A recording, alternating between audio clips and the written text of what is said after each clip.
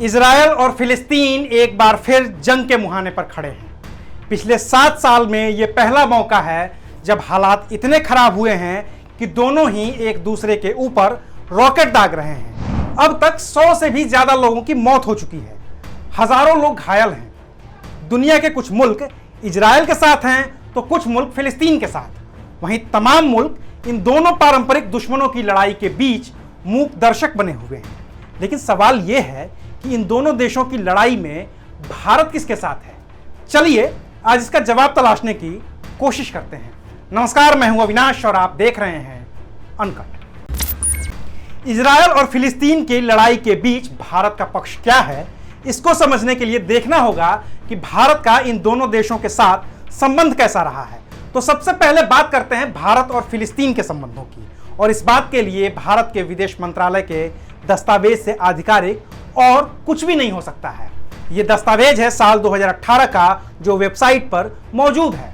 तो भारत के विदेश मंत्रालय की वेबसाइट पर मौजूद दस्तावेज के मुताबिक भारत का फिलिस्तीन को समर्थन करना भारत की विदेश नीति का हमेशा से हिस्सा रहा है। साल 1974 में भारत पहला ऐसा गैर अरब मुल्क था जिसने फिलिस्तीन के फिलिस्तीन लिबरेशन ऑर्गेनाइजेशन को मान्यता दी थी। ये वही संगठन है जिसके मुखिया यासिर अराफात हुआ करते थे। वो कई बार भारत की यात्रा पर भी आए थे और उन्हें खूब मान सम्मान मिला था। 1988 में भारत उन कुछ चुनिंदा देशों में था जिसने फिलिस्तीन को एक देश के रूप में मान्यता दी थी। 1996 में भारत ने गाजा में अपना रिप्रेजेंटेटिव ऑफिस भी खोल रखा था, जिसे साल 2003 में रमल्लाह में शिफ्ट कर दिया गया। इसका अंतर ऐसे समझिए कि फिलिस्तीन 2 हिस्सों में बटा है, गाजा पट्टी और वेस्ट बैंक। रमल्लाह वेस्ट बैंक में है। विस्तार से जानने के लिए कमेंट बॉक्स में जाइए, वहां पर एक वीडियो का लिंक मिलेगा। बाकी 1998 में यूनाइटेड नेशंस जनरल असेंबली के 53वें सेशन में भारत ने फिलिस्तीन के सेल्फ डिटर्मिनेशन के अधिकार के पक्ष वाला ड्राफ्ट तैयार करने में फिलिस्तीन की मदद की थी।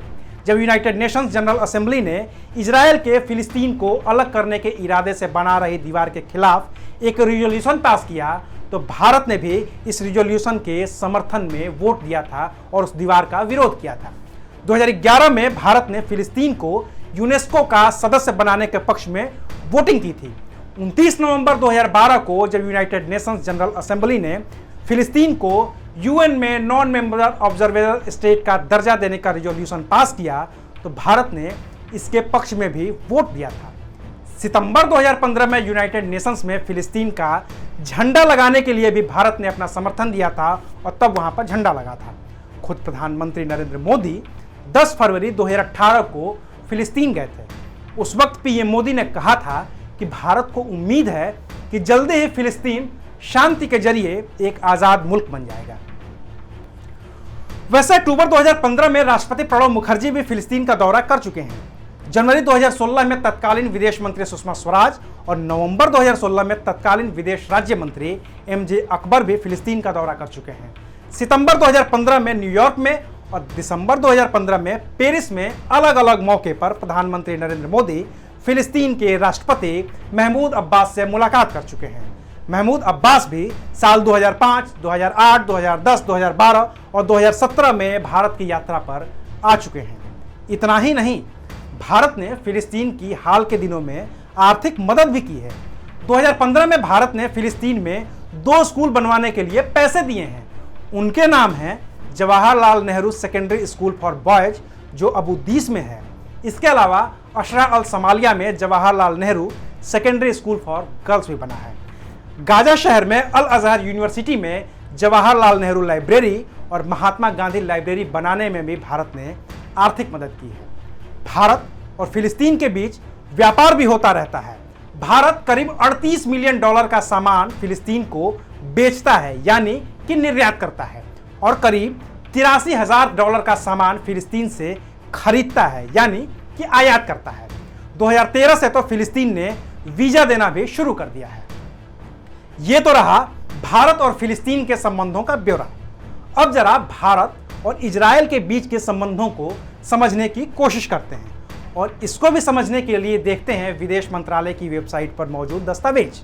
विदेश मंत्रालय के दस्तावेज के मुताबिक भारत ने इजरायल को देश के रूप में मान्यता दी थी 17 सितंबर 1950 को। लेकिन दोनों देशों के बीच व्यापारिक और राजनीतिक संबंधों की बेहतरीन शुरुआत हुई थी 1992 में। तेल अवीव में भारत की एम्बेसी है तो नई दिल्ली में इजराइल की। इसके अलावा मुंबई और बेंगलुरु में भी काउंसलेट हैं। रूस के बाद इजराइल दूसरा ऐसा देश है जिससे भारत अपने हथियार खरीदता है, यानी कि इजराइल भारत को हथियार निर्यातक दूसरा सबसे बड़ा देश है। 1997 में इजराइल के राष्ट्रपति विजमैन पहली बार भारत आए थे। उन्होंने भारत के राष्ट्रपति शंकर दयाल शर्मा, उपराष्ट्रपति के.आर. नारायणन और प्रधानमंत्री एच.डी. देवेगौड़ा से मुलाकात की थी। साल 2000 में गृह मंत्री रहे लालकृष्ण आडवाणी इजराइल की यात्रा पर गए थे और ऐसा करने वाले वो पहले भारतीय केंद्रीय मंत्री थे। फिर उसी साल विदेश मंत्री जसवंत सिंह भी इजराइल की यात्रा पर गए थे। 2003 में इजराइल के प्रधानमंत्री एरियल शेरोन भारत आए थे और ऐसा करने वाले वो पहले इजरायली प्रधानमंत्री थे। 2008 में जब मुंबई पर आतंकी हमला हुआ था तब भी इजराइल ने अपनी टीम भेजने और आतंकवाद के खिलाफ चल रही लड़ाई में साथ देने की पेशकश की थी, जिसे भारत ने इनकार कर दिया था। इजराइल लगातार आतंकवाद के खिलाफ भारत के साथ खड़े रहने की बात करता रहता है और मदद की पेशकश करता रहता है। नवंबर 2014 में तब के भारत के गृह मंत्री राजनाथ सिंह ने इजराइल का दौरा किया था। इस दौरान वो फिलिस्तीन भी गए थे। 2015 में जनवरी और फरवरी में इजराइल के कृषि मंत्री और रक्षा मंत्री ने भारत का दौरा किया था। इसके बाद अक्टूबर 2015 में भारत के राष्ट्रपति रहे प्रणब मुखर्जी भी इजराइल की यात्रा पर गए थे। हालांकि इस दौरान प्रणब मुखर्जी फिलिस्तीन के दौरे पर भी गए थे। 2017 में प्रधानमंत्री नरेंद्र मोदी खुद इजराइल की यात्रा पर गए थे। ऐसा करने वाले वो पहले भारतीय प्रधानमंत्री थे। हालांकि इस दौरान उन्होंने फिलिस्तीन की यात्रा नहीं की थी, वो बाद में फिलिस्तीन गए थे। जनवरी 2018 में इजराइल के प्रधानमंत्री बेंजामिन नेतन्याहू भारत की यात्रा पर आए थे। इस दौरान उनके साथ 130 डेलीगेट्स थे और ये अब तक का सबसे बड़ा डेलीगेशन था। तब पीएम मोदी खुद प्रोटोकॉल तोड़कर उन्हें रिसीव करने के लिए एयरपोर्ट पहुंचे थे। 2017 में नेतन्याहू इजराइल में ऐसा कर चुके थे, लेकिन तब इजराइल और फिलिस्तीन के बीच हालात इतने खराब नहीं हुए थे कि किसी मुल्क को दोनों में से किसी एक की दोस्ती का रास्ता चुनना पड़े। लेकिन हो सकता है कि आने वाले दिनों में इजराइल और फिलिस्तीन के बीच के हालात ऐसे ही हो जाए। तब क्या करेंगे प्रधानमंत्री नरेंद्र मोदी? क्या करेगी भारत सरकार? क्योंकि अभी तक तो भारत का इतिहास रहा है कि उसके दोनों ही देशों के साथ संबंध बेहतरीन रहे हैं, लेकिन जैसे जैसे स्थितियां खराब हो रही हैं, भारत के लिए भी चुनौती बढ़ती जा रही है। अभी हमास के हमले में इजराइल में रहने वाली एक भारतीय महिला सौम्या संतोष की मौत हो गई है। यूनाइटेड नेशंस में भारत के एम्बेसडर टी.एस. तिरुमूर्ति ने ट्वीट करके कहा है कि भारत को इसकी चिंता है और दोनों देशों को ग्राउंड पर यथास्थिति बनाए रखनी होगी। बाकी तो भारत के लोग ट्विटर पर #इंडिया स्टैंड विद इजराइल और #इंडिया स्टैंड्स विद पैलेस्टीन दोनों ही हैशटैग के साथ ट्वीट कर रहे हैं। कुछ लोग इजराइल के समर्थन में हैं और कुछ लोग फिलिस्तीन के। बाकी तो आप बताइए कि आप किसके साथ हैं, इजराइल के या फिर फिलिस्तीन के? आपको कौन गलत लग रहा है, इजराइल या फिलिस्तीन? जवाब जरूर दीजिएगा। शुक्रिया, आप देख रहे थे अनकट।